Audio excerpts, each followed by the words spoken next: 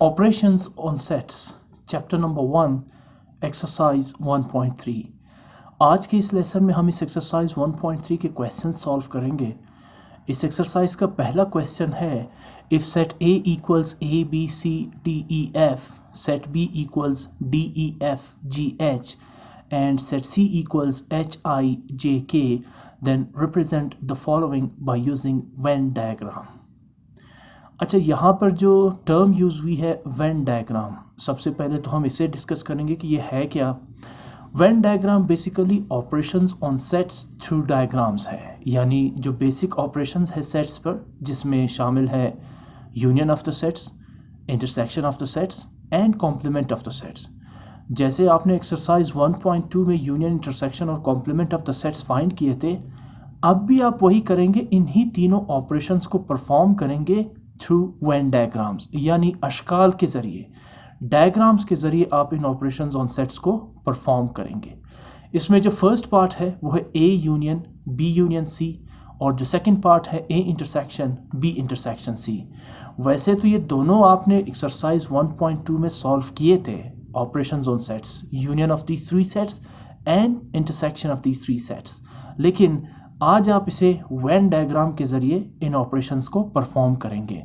ये Venn diagram, ये एक इंग्लिश मैथमेटिशियन था, वेन उसका नाम था, उसने ये जो वेन डायग्राम है इसे इंट्रोड्यूस करवाया था। बेसिकली ये मतलब है वेन का कि जो ऑपरेशंस ऑन सेट्स है उसे डायग्राम के ज़रिए कैसे परफॉर्म कर सकते हैं। इसलिए इस टर्म का नाम या इस मेथड का नाम उस इंग्लिश मैथमेटिशियन से मंसूब है जिसका नाम वेन था, और इस मेथड का नाम ही रखा गया है वेन डायग्राम। इसमें सबसे पहले मैंने, आप यहाँ पे देख रहे हैं कि जो ब्लू टेक्स्ट है वो ऐसी यूँ समझे कि जस्ट आपकी क्लैरिफिकेशन के लिए है, ये नीट वर्क कंसीडर नहीं होगा। नीट वर्क जो है वो आपका ये है, ये जो आप फिगर देख रहे हैं जिसमें एक रेक्टेंगल आपको नज़र आ रहा है, उसके अंदर 3 सर्कल्स नज़र आ रहे हैं, ये है बेसिकली वेन डायग्राम। यानी इन डायग्राम्स के ज़रिए, जिसमें एक रेक्टेंगल है और बाकी 3 सर्कल्स हैं, इनके ज़रिए आपने ऑपरेशंस ऑन सेट्स परफॉर्म करने हैं, और यही वो मेथड है जिसे इंग्लिश मैथमेटिशियन वेन ने इंट्रोड्यूस करवाया था और जिसका नाम है वेन डायग्राम। तो सबसे पहले मैं इन तीनों सेट्स को लिखूंगा यहाँ पर, set A, set B, set C, इनके रिस्पेक्टिव एलिमेंट्स। सेट A के एलिमेंट्स है A B C D E F, set B के एलिमेंट्स है D E F G H। कोई ऐसी आपको मतलब प्रोनाउंसिएशन समझ में आ रही है कि सेट A और सेट B में कुछ एलिमेंट्स कॉमन है जिसके नाम मैंने 2 मरतबा लिए, जैसे DEF सेट A के भी एलिमेंट्स हैं और DEF सेट B के भी एलिमेंट्स हैं। इन एलिमेंट्स को हम कहते हैं कॉमन एलिमेंट्स। तो जब आप इन सेट्स के एलिमेंट्स के नाम लेते हैं तो तवज्जो से और गौर से लें, ताकि आपको ये फ़र्क याद रहे कि इनमें कुछ एलिमेंट्स कॉमन है और कुछ अनकॉमन है, जैसे ABC और GH, ये सेट A और सेट B में अनकॉमन एलिमेंट्स हैं। DEF सेट A और सेट B के दरमियान कॉमन एलिमेंट्स है, दोनों में मौजूद है। इसी तरह सेट C को देखिए, HIJK। आप गौर करें कि सेट B का एक एलिमेंट है H जो सेट C में भी एग्जिस्ट कर रहा है, बट सेट C के 3 एलिमेंट्स ऐसे हैं IJK जो ना सेट B के अंदर है और ना ही सेट A के अंदर है। इससे क्या पता चलता है? इससे ये पता चलता है कि कुछ एलिमेंट्स ऐसे हैं इन तीनों सेट्स में जो कॉमन है, जो तीनों में हो सकते हैं या नहीं हो सकते, जैसे यहाँ तीनों में तो नहीं है। अलबत्ता कुछ एलिमेंट्स ऐसे हैं जो 2 सेट्स में मौजूद है, जैसे DEF सेट A में भी है, DEF सेट B में भी है। इसी तरह एलिमेंट H सेट C में भी है और एलिमेंट H सेट B में भी है। बाकी जितने भी एलिमेंट्स हैं वो अनकॉमन है। इसीलिए इस पॉइंट को मद्देनज़र रखते हुए आप वेन डायग्राम में जो सर्कल्स ड्रॉ करेंगे, वो सर्कल्स आप ऐसे ड्रॉ करेंगे जिनमें से सर्कल्स का कुछ हिस्सा एक दूसरे के साथ ओवरलैप हो। मतलब यानी इस सर्कल का कुछ हिस्सा इस दूसरे सर्कल के ऊपर हो, या दूसरे सर्कल का कुछ हिस्सा पहले सर्कल के साथ कोइंसाइड कर रहा हो, मैच कर रहा हो, मिल रहा हो। ठीक, वजह इसकी ये थी कि कुछ एलिमेंट्स तीनों सेट्स में कॉमन होंगे, कुछ एलिमेंट्स 2 सेट्स में कॉमन होंगे। ठीक है, तो इसलिए यहाँ पर तीनों सर्कल्स हमने ऐसे ड्रॉ किए जैसे सर्कल A का कुछ हिस्सा सर्कल B के साथ मैच कर रहा है, सर्कल B का कुछ हिस्सा सर्कल C के साथ मैच कर रहा है, सर्कल C का कुछ हिस्सा सर्कल A के साथ मैच कर रहा है। अब ज़रा इसकी मैं मज़ीद आपको डिटेल बता देता हूँ। इसमें जो U देख रहे हैं वो है यूनिवर्सल सेट। जो रेक्टेंगल आपने ड्रॉ किया है वेन डायग्राम में, उसमें U का मतलब है यूनिवर्सल सेट। यहाँ यूनिवर्सल सेट के इनफिनिट एलिमेंट्स हैं, यानी लामहदूद एलिमेंट्स है, जिसमें जितने भी सेट्स हैं वो सारे के सारे इस यूनिवर्सल सेट के अंदर एग्जिस्ट करते हैं। यानी जैसे ये सेट ए बी सी है, ये यूनिवर्सल सेट का सबसेट है। यानी A B C D E F G H I J K ये सारे के सारे एलिमेंट्स यूनिवर्सल सेट के अंदर एग्जिस्ट करते हैं। ऑल्दो यहाँ पर यूनिवर्सल सेट को शो नहीं किया गया, बट इसका मतलब ये है कि यहाँ यूनिवर्सल सेट इनफिनिट एलिमेंट्स के साथ है, ठीक, लामहदूद एलिमेंट्स के साथ है, जिसमें ये सारे अल्फ़ाबेट्स और नंबर सब के सब इस यूनिवर्सल सेट के अंदर मौजूद है। तो अब आते हैं ज़रा रीजन्स पे बात करते हैं जो कॉमन है। वहाँ भी हमने बात की कुछ एलिमेंट्स कॉमन होते हैं, यहाँ रीजन की बात कर रहे हैं। आप देखिए मैं कर्सर से आपको दिखा रहा हूँ, ये आप रीजन देख रहे हैं, सर्कल ए का कुछ हिस्सा और सर्कल बी का ये हिस्सा आप देख रहे हैं, ये कर्व हिस्सा, ये कॉमन रीजन है between circle A and circle B. मैं फिर कर्सर से इसको हाईलाइट करता हूँ, यहाँ से लेकर यहाँ तक सर्कल ए का रीजन और यहाँ से लेकर यहाँ तक सर्कल बी का रीजन, ये कॉमन रीजन है between circle A and circle B. इसी तरह फाइंड करते हैं common region between circle B and circle C. तो ये देखिए, ये सर्कल सी का कुछ रीजन यहाँ पर है सर्कल बी के अंदर, और सर्कल बी का कुछ कर्व रीजन जो है वो सर्कल सी के अंदर एग्जिस्ट कर रहे हैं। तो ये जो आप पाथ देख रहे हैं, ये दरअसल कॉमन रीजन है between circle B and circle C. इसी तरह ए और सी की बात करते हैं तो बहुत सिंपल है, यहाँ से लेकर यहाँ तक ये सर्कल ए का कर्व पाथ है और यहाँ से लेकर यहाँ तक ये सर्कल सी का कर्व पाथ है। तो ये रीजन जो है वो सर्कल ए और सी के दरमियान कॉमन है, दोनों में मुश्तरक है। इसी तरह मज़ीद डिटेल देखेंगे, ये जो बीच में आपको नज़र आ रहा है, ये देखें, ये और ये लाइन, ये फर्स्ट लाइन किसकी है, सर्कल ए का हिस्सा है, और ये सेकंड लाइन किसकी है, सर्कल बी का हिस्सा है, और ये थर्ड लाइन सर्कल सी का। ये तीनों सर्कल्स का कॉमन रीजन होगा, ये तीनों सर्कल्स का कॉमन रीजन होगा। पहले ये सर्कल ए का कॉमन, सर्कल ए और सर्कल बी का common region, second circle B और सर्कल सी का common region, third circle A और सर्कल सी का कॉमन रीजन, और ये जो पर्टिकुलर आप दरमियान में देख रहे हैं जिसके 3 कर्व साइड्स है, ये ए बी सी का कॉमन रीजन होगा। क्या मतलब होगा, यहाँ हम वो एलिमेंट्स की एंट्री करेंगे जो तीनों सेट्स में कॉमन होंगे, वो एलिमेंट्स यहाँ पर आप लिखेंगे जो तीनों सेट्स के अंदर मौजूद होंगे, और वो एलिमेंट्स आप वहाँ पे लिखेंगे जैसे सेट ए और सेट बी के दरमियान कॉमन एलिमेंट्स सेट ए और सेट बी के दरमियान कॉमन रीजन के बीच में लिखेंगे। सेट बी और सेट सी में कॉमन एलिमेंट्स सेट बी और सेट सी के कॉमन रीजन में लिखेंगे, जैसे एच, ठीक है ना। यहाँ पे दोबारा आते हैं, एच एलिमेंट ऐसा है जो बी और सी में कॉमन है, तो एच को आप कहाँ पे लिखेंगे। अब बात आती है एंट्रीज की कि एलिमेंट्स को कहाँ कहाँ रखना है आपने, ठीक। एलिमेंट्स अगर कोई कंफ्यूजन है तो इनको एलिमेंट्स कहते हैं, ये A B C D E F G H ये सेट के एलिमेंट्स हैं। एच को मैंने यहाँ पे रखा है, ठीक है ना। ये रीजन कौन सा है, ये है common region between circle B and circle C, और ये है common region between set B and set C. यहाँ सर्कल तो सेट्स को रिप्रेजेंट कर रहे हैं। इसी तरह आपने देखा कि सेट ए और सेट बी में कॉमन एलिमेंट्स कौन से थे, डी ई एफ, ये 3 एलिमेंट्स कहाँ पर आएंगे, वो रीजन जो सर्कल ए और सर्कल बी में कॉमन है, इस वक्त ये रीजन कॉमन है। अच्छा, आप ये कहेंगे कि सर्कल ए और सर्कल बी का कॉमन रीजन तो ये सारा है, तो मैंने सिर्फ यहाँ क्यों लिखा है, इधर क्यों नहीं लिखा, क्योंकि मैंने आपको बताया आप इसको यहाँ पे भी लिख सकते हैं। अब तक सिर्फ बी यूनियन सी की बात हो रही है, अब तक आप इसको यहाँ पर भी लिख सकते हैं, लेकिन जब आप A union B union C लिखेंगे तो फिर आप इन 3 एलिमेंट्स में से किसी को भी यहाँ पर नहीं लिख सकते, क्योंकि ये ए और बी के दरमियान कॉमन रीजन, ये रीजन पर्टिकुलरली तीनों सेट्स के दरमियान कॉमन रीजन है। आई होप कि आपको ये पॉइंट समझ आ गया होगा, बहुत बारीक पॉइंट है कि ये टोटल रीजन ए और बी के दरमियान कॉमन है, तो आप डी ई एफ को इस सेट ए और सेट बी के इस कॉमन रीजन में कहीं पर भी लिख सकते हैं। बट अगर हम तीनों सेट्स की बात करें तो ये रीजन जो है पर्टिकुलरली वो रीजन है जो तीनों सेट्स में कॉमन एलिमेंट्स के लिए मुख्तस किया गया है, उसके लिए रखा गया है, ठीक। आगे चलते हैं। अच्छा, सेट ए के कुछ एलिमेंट्स ऐसे हैं ए बी सी जो किसी दूसरे सेट बी और तीसरे सेट में नहीं है, तो मैंने इसे यहाँ पर लिख दिया। और सेट बी का एक एलिमेंट जी ऐसा है जो ना सेट सी में है और ना सेट ए में है, तो इसे सेट बी के रीजन में मैंने लिख दिया। और सेट सी के भी 3 एलिमेंट्स ऐसे हैं आई जे के जो ना सेट ए के अंदर है और ना ही सेट बी के अंदर है, तो इसे मैंने सेट सी के ही रीजन में लिख दिया। ये तो मैंने सेपरेशन कर दी। यहाँ आपको कोई भी एलिमेंट नज़र नहीं आ रहा बिटवीन ए एंड सी, तो आप गौर करें, यहाँ सेट ए के एलिमेंट्स और सेट सी के एलिमेंट्स में कोई कॉमन चीज़ नहीं है, कोई कॉमन या मुश्तरक एलिमेंट है ही नहीं, तो लिहाजा ये जो रीजन है ये बिल्कुल एम्प्टी रह जाएगा।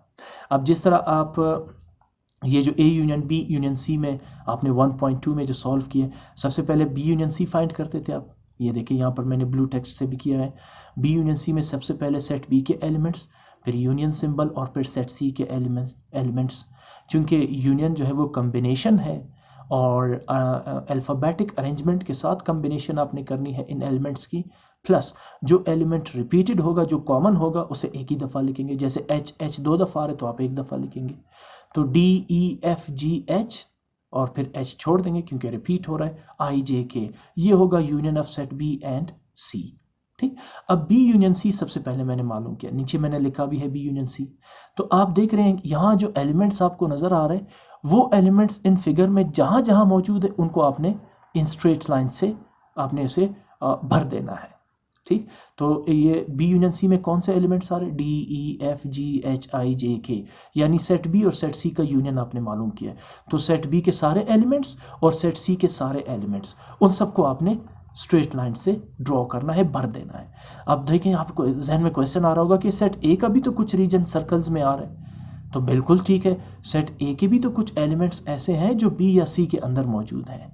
ठीक, तो बहरहाल यहाँ जो है आप ऐसे नहीं कर सकते कि डी ई एफ को छोड़ दे और इस रीजन को छोड़ दे, सिर्फ यहाँ और इसको सर्कल वो लाइंस ड्रॉ करें। नो, आपने जब यूनियन मालूम करना है बी और सी का, तो सर्कल बी और सर्कल सी का जहाँ जहाँ तक रीजन होगा उस वहाँ तक आपने ये लाइंस ड्रॉ करनी है, भले उसमें सर्कल ए का कुछ रीजन आ रहा है, ठीक है ना, लेकिन ये होगा the union of set B and C through Venn diagram.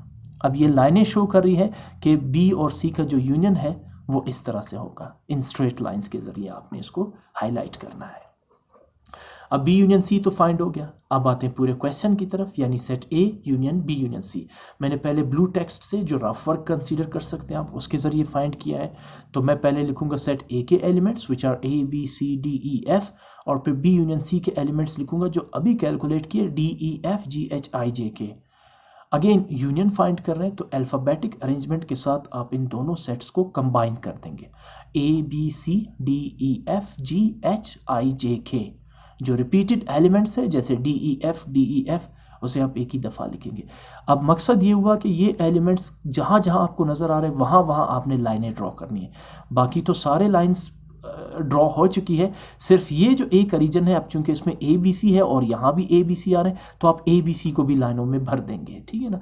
तो इस तरह से तीनों जो सर्कल्स को आपने स्ट्रेट लाइंस ड्रॉ किए हैं, ये दरअसल इन तीनों सेट्स का यूनियन होगा, यानी आपने इन तीनों सेट्स के एलिमेंट्स पर लाइंस ड्रॉ की है।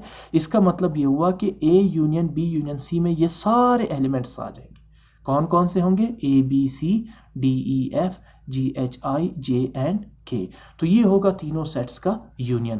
मैं फिर थोड़ा सा रिपीट कर देता हूँ, ये था बी यूनियन सी, यानी सेट बी और सेट सी के जो सर्कल्स हैं उनके जितने भी एलिमेंट्स हैं वो सब के सब लाइन से आप भर देंगे, और जब उसके बाद आप इसके साथ तीसरा सेट शामिल कर देंगे यानी सेट ए, तो सेट ए का जो सर्कल है उसे भी सिंपली आप लाइनों से भर देंगे। ये होगा A union B union C through Venn diagram. Simple है। एक मैथमेटिशियन है, इंग्लिश मैथमेटिशियन था जिसने इस मेथड को इंट्रोड्यूस करवाया, उसी के नाम से ही ये मेथड जो है मंसूब है, वेन डायग्राम। इसमें आपने ऑपरेशंस ऑन सेट परफॉर्म करने हैं थ्रू डायग्राम्स। कौन से डायग्राम्स है? एक रेक्टेंगल है और इसमें 3 सेट्स को रिप्रेजेंट करने के लिए 3 सर्कल्स ऐसे ड्रॉ करने हैं जिनका कुछ रीजन एक दूसरे के साथ ओवरलैप होगा, एक दूसरे के ऊपर होगा, या तीनों में कुछ रीजन कॉमन होंगे। कॉमन इसलिए ले रहे हैं क्योंकि डेफिनेटली जितने भी सेट्स हैं हो सकता है उसमें कुछ एलिमेंट्स कॉमन हो और कुछ एलिमेंट्स अनकॉमन हो। तो जो कॉमन एलिमेंट्स होंगे वो कॉमन रीजन में लिखे जाएंगे और जो अनकॉमन एलिमेंट्स होंगे वो उन्हीं सेट के रिस्पेक्टिव रीजन्स में लिखे जाएंगे, ठीक। और यू यहाँ पे रिप्रेजेंट कर रहा है यूनिवर्सल सेट को, और ये तीनों सर्कल्स यूनिवर्सल सेट के अंदर होंगे, मीन्स कि ये तीनों सर्कल्स यूनिवर्सल सेट के सब सेट कंसीडर होंगे। ये था operation of A union B union C. अब इसका सेकंड पार्ट था, सेकंड पार्ट कुछ इस तरह से था कि A intersection B intersection C. सबसे पहले रफ वर्क करते हैं, मैं बी इंटरसेक्शन सी फाइंड करता हूँ। तो इसके लिए मैंने सबसे पहले लिखा है सेट बी इंटरसेक्शन सेट सी। बी के एलिमेंट्स और सी के एलिमेंट्स दोनों में कॉमन क्या आ रहा है, यहाँ से भी बहुत वाज़ेह नज़र आ रहा है, बी और सी में कॉमन क्या आ रहा है, एच। तो इंटरसेक्शन जो है वो कॉमन एलिमेंट्स को रिप्रेजेंट करता है, तो H is the common element between set B and set C. So H is the intersection of these two sets. इसके साथ इसके बाद सेट ए को भी शामिल करते हैं जैसे यूनियन में किया था। तो अच्छा, पहले ज़रा बी इंटरसेक्शन सी की तरफ आते हैं, छोड़ दें इसको, यहाँ पे आ जाते हैं, क्योंकि मैं पहले मरहले में बी इंटरसेक्शन सी फाइंड करूँगा और फिर A intersection B intersection C find करूँगा। यहाँ से बहुत वाज़ेह नज़र आ रहा था आपको कि बी और सी में कॉमन कौन सा आ रहा है, एच। अब हम सिर्फ 2 सेट्स की बात कर रहे हैं, तीसरे को अभी तक आपने इंक्लूड नहीं किया, बी और सी की बात कर रहे हैं, तो सेपरेशन तो यही रहेगी, चेंज तो हो ही नहीं सकती। ए के ये एलिमेंट ऐसे हैं जो किसी दूसरे सेट में नहीं है, ए के वो एलिमेंट्स हैं डी ई एफ जो बी में भी है और ए में भी है। देखिए इस फिगर को देख के इसको एक्सप्लेन करते हैं। सेट बी और सी में कॉमन एलिमेंट ए की है जिसको एच कहेंगे, सेट ए और सी में कोई कॉमन एलिमेंट नहीं है, ठीक है। तो अब आते हैं ज़रा बी इंटरसेक्शन सी, ए की एलिमेंट है एच, तो देखिए सेपरेशन एलिमेंट्स की वही रहेगी, ठीक है ना, सिर्फ लाइंस मैंने हटा दिए और सिर्फ इस रीजन को मैंने स्ट्रेट लाइन से ड्रॉ कर दिया। क्यों, यहाँ देखिए एच पहले मैंने यहाँ पे लिखा था क्योंकि 3 सेट्स की बात हो रही है, ए बी सी, ये रीजन है। यहाँ से मैं कर्सर से अगर आपको दिखा सकूँ, ये और ये रीजन है common region between B and C. इसी तरह ये रीजन है common region between A and C, और ये रीजन है common region between A and B, और जो सेंटर में आपको नज़र आ रहा है ये है common region between A B and C. तो इसलिए H चूंकि सिर्फ B और C के दरमियान कॉमन है तो यहाँ लिखेंगे। अगर H A में भी होता, सेट B में भी होता, सेट C में भी होता, तो इसकी पोजीशन कहाँ पे आती, यहाँ पे, ठीक। तो अब यहाँ पे देखिए मैंने H को यहाँ पे लिखा है, इसकी अब H तो तीनों में तो कॉमन नहीं है, सिर्फ B और C में कॉमन है ना, तो इसे तो यहाँ पे लिखना चाहिए था। तो मैंने इसलिए यहाँ पे लिखा क्योंकि इस वक्त मैं सिर्फ 2 सेट्स की बात कर रहा हूँ, B एंड C। अगर आप सेट A को शामिल नहीं करेंगे तो B और C में कॉमन रीजन कौन सा होगा, ये पूरा जो आपको नज़र आ रहा है एक ओवल शेप जिसमें लाइनें मैंने बनी है, ये है बिटवीन बी एंड सी, ये common region between B and C है। इस वक्त मैंने सेट ए को शामिल नहीं किया, जैसे ही मैं यहाँ पे ए लिखूंगा तो फिर एच को यहाँ लिखना गलत होगा, एच को आप यहाँ शिफ्ट कर देंगे। इस वक्त सिर्फ बी और सी की बात हो रही है तो इसलिए मैंने एच को यहाँ पे लिख दिया। वजह क्योंकि इस वक्त ये पूरा रीजन बी और सी के दरमियान कॉमन है, हम ए की बात कर ही नहीं रहे। लेकिन जब आप ए को भी शामिल करेंगे तो फिर ये पर्टिकुलर रीजन जो है, जो सेंटर में आपको नज़र आ रहा है, ये सिर्फ ए बी और सी में कॉमन रीजन होगा और एच को आप उठा के यहाँ रख देंगे, ठीक। अभी भी अगर आप इसको एच को यहाँ रखेंगे तो ये गलत नहीं होगा, ठीक, क्योंकि ये पूरा region oval shape region B और सी के दरमियान कॉमन रीजन है, तो इसलिए आपने इस पूरे रीजन को सर्कल वो लाइनों से भर देना है। तो ये था बी इंटरसेक्शन सी। रफ फर्क से क्या पता चला कि सिर्फ एक ही एलिमेंट है एच, जो जिस रीजन में मौजूद होगा उसको आपने लाइनों से भर देना है। एच आप यहाँ लिखें या यहाँ लिखें, दोनों सूरतों में ठीक कंसीडर होगा। अगर यहाँ लिखते हैं तो रीज़न ये देंगे कि इस वक्त हम सिर्फ बी और सी का इंटरसेक्शन फाइंड कर रहे हैं और ये पूरा रीजन जो है वो कॉमन रीजन है बिटवीन बी एंड सी। और अगर आप इसको एच को यहाँ लिखेंगे तो ये कंसीडर होगा ये region common region between A B and C. I hope आपको ये पॉइंट समझ आ रहा होगा एच की पोजीशन यहाँ से यहाँ पर क्यों नहीं आई। मैं सिर्फ बी और सी की बात कर रहा हूँ, अगर ए को भी शामिल करेंगे एच यहाँ पर नहीं होगा, एच की पोजीशन यहाँ पर आ जाएगी, ठीक। अच्छा, अब आते हैं A intersection B intersection C. तो सबसे पहले मैं सेट ए के एलिमेंट्स लिखूंगा, A B C D E F, और फिर इंटरसेक्शन साइन के साथ सेट बी इंटरसेक्शन सी जो ए की एलिमेंट है एच, वो भी लिख दूंगा। कॉमन एलिमेंट्स क्या आ रहे हैं, कुछ भी नहीं है, तो A intersection B intersection C क्या होगा, एम्प्टी सेट, ठीक। यहाँ पर फिर एलिमेंट्स की सेपरेशन वही रहेगी, सिर्फ मैं एच को यहाँ से हटा के इधर रख दूंगा। वजह क्योंकि अब हम बात कर रहे हैं तीनों सेट्स की, तो एच की जगह अब यहाँ नहीं बन रही क्योंकि एच तीनों सेट्स में कॉमन नहीं है बल्कि सिर्फ बी और सी में कॉमन है। तो एच की पोजीशन सिर्फ चेंज कर देंगे, बाकी rest of the elements will remain the same. तो ये देखिए मैंने बाकी सारी एलिमेंट्स की जगह वहीं पे छोड़ी है, सिर्फ एच को यहाँ से उठा के यहाँ पे रख दिया। क्यों, बिकॉज अब हम फाइंड कर रहे हैं A intersection B intersection C. तो तीनों सेट्स में जो कॉमन रीजन है उसमें तो कुछ भी नहीं है, तीनों सेट्स में कॉमन एलिमेंट तो एम्प्टी आ रहा है, कुछ भी नहीं है, तो लिहाजा मैं किसी भी रीजन को लाइंस ड्रॉ नहीं करूँगा क्योंकि लाइंस ड्रॉ करने का मतलब है कि ये एलिमेंट कॉमन है। इस वक्त ए बी और सी में कुछ भी कॉमन नहीं है तो मैं ऐसी एम्प्टी छोड़ दूंगा। वेन डायग्राम ये शो कर रहा है कि ये रीजन चूंकि बिल्कुल एम्प्टी है, लिहाजा इन तीनों सेट्स का जो इंटरसेक्शन है वो एक एम्प्टी सेट है। ऊपर बी और सी में मैंने लाइनें क्यों लगाई, क्योंकि हमें ये पता है कि बी और सी में एक ही एलिमेंट कॉमन है और वो है एच। लाइनें यहाँ पे ये शो कर रही है कि सर्कल बी और सर्कल सी में इस वक्त एक ही एलिमेंट इस रीजन में मौजूद है, वो है एच, जो दोनों में कॉमन है, इसलिए हमने इसको शेडेड रीजन, इसको आमतौर पर शेडेड रीजन कहते हैं, लाइनें ड्रॉ कर दी। और जब हमने तीनों सेट्स की बात की तो रफ वर्क में भी हमें पता चला कि तीनों सेट्स में कोई एलिमेंट कॉमन नहीं है, लिहाजा मैं इन एलिमेंट्स की सेपरेशन इसी तरह रखूँगा सिवाय एच के। एच की पोजीशन मैंने यहाँ पे रख दी और इसमें मैं कोई लाइन ड्रॉ नहीं करूँगा जो ये शो करेगा कि there is no common element between set A, set B and set C. This is called the operation of intersection between set A, B and C through Venn diagram. I hope आपको आज का lesson समझ आ चुका होगा।